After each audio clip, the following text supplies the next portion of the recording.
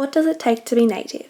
Baroness Kramer developed the concept of the infrastructure bill to target the use of energy resources and to reduce the spread of invasive and non-native wildlife. As developed by Transport Minister Baroness Susan Kramer, the potential approval and introduction of the infrastructure bill challenges and threatens the United Kingdom's environmental diversity and stability. Founded in 1707, the United Kingdom is essentially composed of a variation of complex and ideal ecosystems and habitats. From lavish countryside to dense woodlands, each of these environments successfully provides the necessary resources and protection for introduced organisms and British native and non-native flora and fauna. The inclusion of this parliamentary bill will ultimately reduce the holistic state of these ecosystems and the biodiversity within. Currently defined as native organisms, variations of birds and invertebrates face many levels of culling and extinction if this bill is successfully accepted. Native owls, such as the long-eared owl, barn owl and little owl, are all native to the United Kingdom.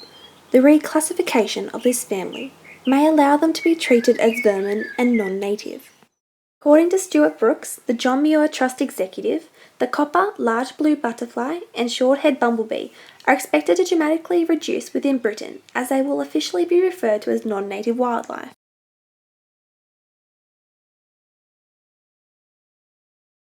Of course, climate change does influence my decision making.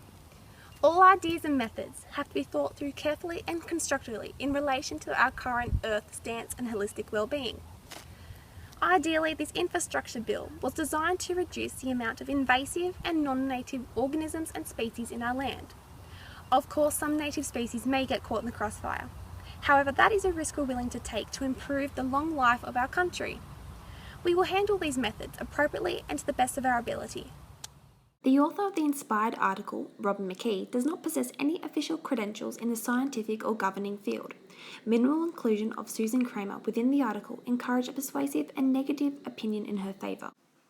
However, Stuart Brooks, the John Muir Trust executive, has significant experience in an environmental and scientific field. The bill creates a narrow passage of thinking on the reintroduction of natural organisms. Therefore, it will simply create a legal and official reference as to what defines non-native species. This reference alters extinct, rare, and reintroduced species as they will officially classified as non-native. This is a representation of the amount of invasive species within 10 to 50% displayed by the green bar, and more than 50% of the United Kingdom's freshwater, marine and terrestrial land environments displayed by the orange bar. The y-axis represents the number of species, whereas the x-axis states the years 1960 to 2008. This figure describes taxonomic species abundance between 1970 and 2010 within the United Kingdom. The y-axis represents the approximate percentage value, whereas the x-axis represents the relative year. Mammals are portrayed by a blue line, birds by the green, butterflies are represented with a red line, and moths with a purple line.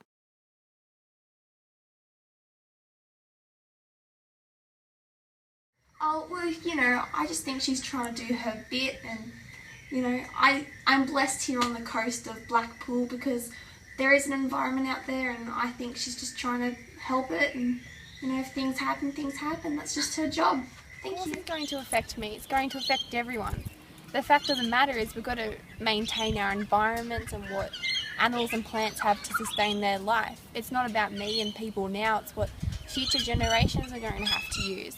The importance is that we maintain the life we have, and I don't think the government has a right to take that away from us. In significant contrast to this infrastructure bill concern, the Australian Government and the Department of the Environment have constructed a scheme to bind the national states and territories with providing environmental and heritage conservation and sustainable protection. This action primarily aims to restore and maintain natural resources and biodiversity and enhance the involvement of Indigenous Australians and their cultural sites. The need for intervention and prevention against the initiation of the infrastructure bill is evident. Species do not require reclassification. Energy sources, ecosystems and biodiversity require international recognition to assist in its restoration. British government require in-depth consideration and other sustainable methods to help these heavily reducing populations and to decline in sustainable and renewable resources.